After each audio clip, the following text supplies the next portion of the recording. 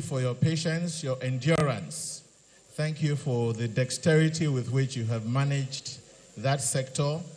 I want to especially say that it is such a rare privilege to stand before the esteemed presence of so many distinguished Nigerians who have led this sector that has the responsibility of redefining the understanding of corporate organizations and governments, and of course, businesses in Nigeria. Oftentimes, when we talk about business spokesperson, we don't speak about them in relation to their corporate organizations. And personally, I don't have anything new to say apart from what the minister and the keynote speaker has said. They have identified all the values and all the benchmarks that define a spokesperson and the integrity of such a personality wherever they find themselves. But I dare say that the spokesperson is perhaps one of the most endangered employee in public or private sector. Do I have any concurrence that the spokesperson is the most endangered personnel in any public or private organization? Those who say I'm right, say aye. Aye. And therefore, we have a responsibility as leaders in this sector to come out with initiatives, policies, and guidelines which can help to strengthen some of our young people who find themselves in endangered positions due to their calling professionally, due to their endowment naturally, and due to all the other graces that Providence has afforded them with. And I speak with reasonable authority as the first public relations manager for SCOA. I'm sure nobody remembers that kind of company. SCOA, SCOA. Nobody does. The old folks remember. And those were in the years of Mike Okereke as chief spokesperson of UAC. How many people remember Mike? Uncle Mike. Okay, in the front row only. And of course, the chief Kanu of Funries. How many people remember? So you can see that we have come generations and generations. How many people remember the Farsi Yusufs? How many people remember the Akintude Lawson? How many people remember all of these distinguished persons? So we cannot afford a situation where we do not have institutional memory of where we have come from up to this point in time. If the president of council today were a lethargic professional, somebody who aspired to the position of president of NIPR in order to enrich his CV and take his turn as a senior professional, then you would find that there would be no building blocks for this institution up until this point in time. I'm very proud to be one of the endangered professionals in this sector. To be honest with you, and I say endangered because I have our respectable colleagues here, ministers of information. Then when they move from being ministers of information, they are ministers of information and orientation. Then they are ministers of information and culture. But as an endangered species, I was Minister for Culture, Tourism, National Orientation, and Supervising Minister of Information. How many people remember that? So we are indeed a endangered species. And when you are working in any organization where your charisma as a spokesperson outweighs or appears to be in conflict with the subdued personality, capability, competence of your chief executive, you know that you are endangered.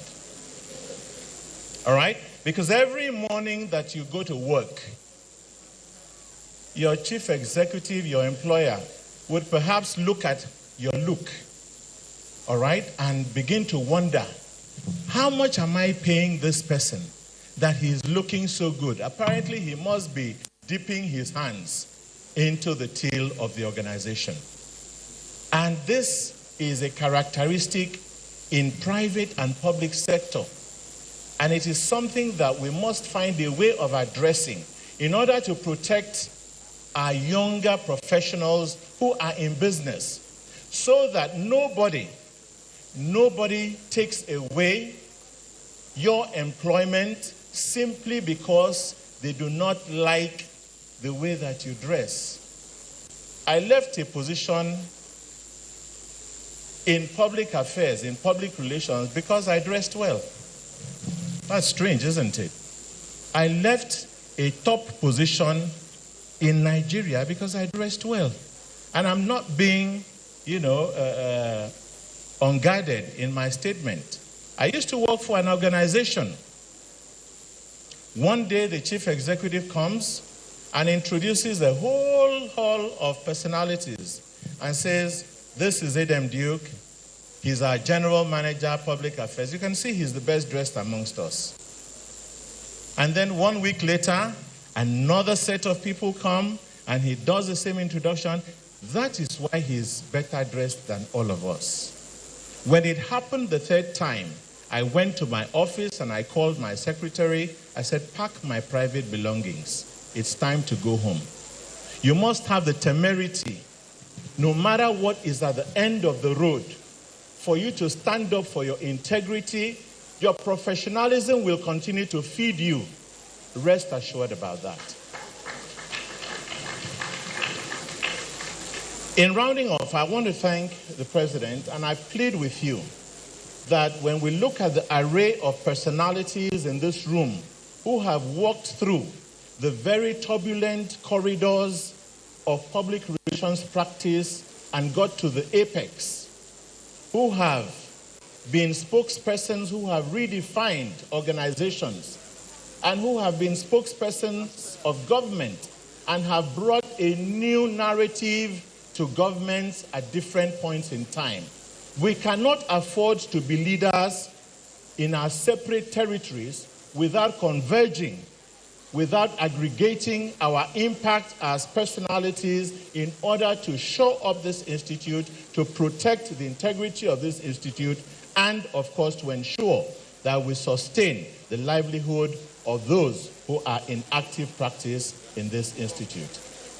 Therefore, it is rather uneasy for me to be seeing John Momo, that we used to have newscasting together in Radio Nigeria in the God knows how many years. Here is the news read by John Momo. Or was it Sonny Rabo? Or young Tony Akiotu? And not to talk of my successor in office, Alhaji Lai Mohammed, such a distinguished personality. In fact, this gentleman, let me talk about His Excellency. I don't know what engine. Is it Rolls-Royce or Mercedes-Benz that is calibrating your life, your personality, your physique? This is all ingredients of PR that so many people are envious of, but it's the grace of God. And to see the effervescent Professor Jerry Garner in this room, it is such an awesome experience. Look at all the distinguished gentlemen here who have led this sector. We cannot afford to live apart. We cannot afford that only annual summits of this nature bring us together. We must also find other platforms of engagement.